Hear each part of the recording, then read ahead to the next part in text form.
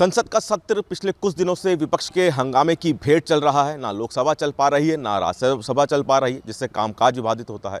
BJP के राज्यसभा सांसद सुभाष बराला जी हमारे साथ हैं।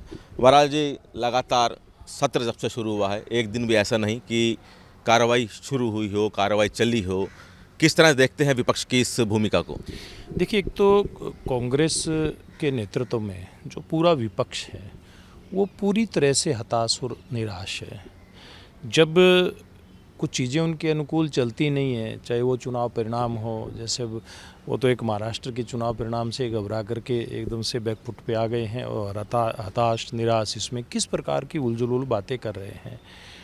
और दूसरा, वो नरेंद्र मोदी जी के नेतृत्व में जिस प्रकार से देश आगे बढ़ रहा है मजबूती के साथ, हर क्षेत्र में, डेवलपमेंट के क्षेत्र में, जन कल्याण के क्षेत्र में, गरीब कल्याण के क्षेत्र में, किसानों के क्षेत्र में, ये बात उनको पच नहीं पा रही है। क्योंकि विपक्ष एक परिवार के आसपास और इर्द गिर्द कह सकते हैं वो घूम रहा है, और वो जो लोग परिवार के आसपास घूम रहे हैं वो केवल परिवार की बेहतरी का ही एक उनका लक्ष्य है, जनता की बेहतरी का नहीं है। इसलिए वो संसद में कोई कामकाज होने नहीं देना चाहते, इसकी हताशा है। आप लोग कह रहे हैं कि संसद में कामकाज नहीं होना चाहते। कांग्रेस और जो अलायंस है वो कह रहे हैं कि संभल हिंसा, मणिपुर हिंसा, अदानी मामले, इस सब पर हम जेपीसी की मांग कर रहे हैं, जवाब की मांग कर रहे हैं।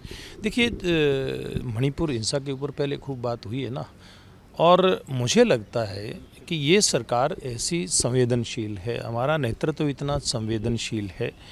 बहुत सारे मुद्दे ऐसे मुझे लगता है होते हैं जिनके ऊपर आप खुलेआम चर्चा करें, कोई दिक्कत नहीं है, लेकिन कुछ मुद्दे ऐसे हैं जो सत्ता पक्ष और विपक्ष को मिल बैठ करके उनके ऊपर चर्चा करनी चाहिए। कोई ज़रूरी थोड़ी सदन के अंदर आकर के वो चर्चा करेंगे, लेकिन चर्चा भी अगर हो तो नियम के आधार पे हो।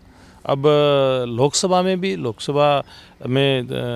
के अध्यक्ष ने और राज्यसभा में भी आदरणीय जगदीप धनखड़ जी ने दोनों पक्षों को कहा है कि भी जो भी चर्चा होगी वो नियमानुसार होगी, नियम से बाहर कुछ भी नहीं होगा।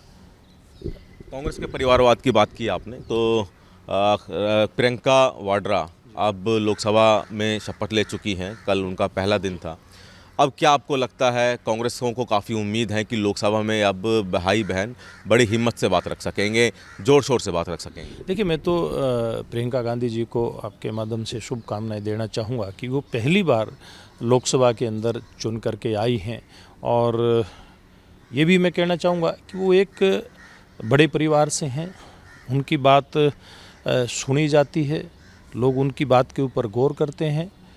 अच्छा होगा कि अगर वो एक सकारात्मक विपक्षी नेता की भूमिका निभाएंगे, ना कि उनके भाई और अन्य जो उनके लोग हैं, परिवार के सदस्य हैं, जो नकारात्मक राजनीति करते हैं।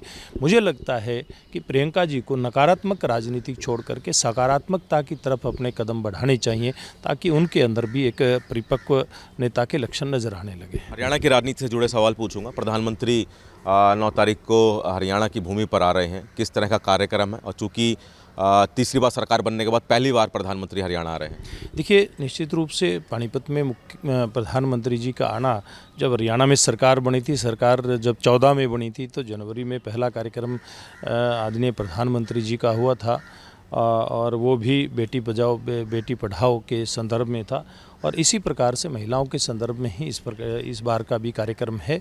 तो निश्चित रूप से देश के प्रधानमंत्री जब प्रदेश में आते हैं तो जो प्रदेश की आधी आबादी है उसके लाभ के लिए, उसके भले के लिए, उसके कल्याण के लिए कहीं न कहीं योजनाओं के ऊपर चर्चा निश्चित रूप से होगी, और पूरे प्रदेश के लिए भी बहुत कुछ मुझे लगता है कि प्रधानमंत्री के दौरे से मिलने वाला है। एक आखिरी सवाल की, राज्यसभा की एक सीट खाली हुई है, 20 दिसंबर को चुनाव है, और लाजमी है कि आंकड़े बीजेपी के पास है, तो उम्मीदवार जो भी होगा बीजेपी का जीतेगा।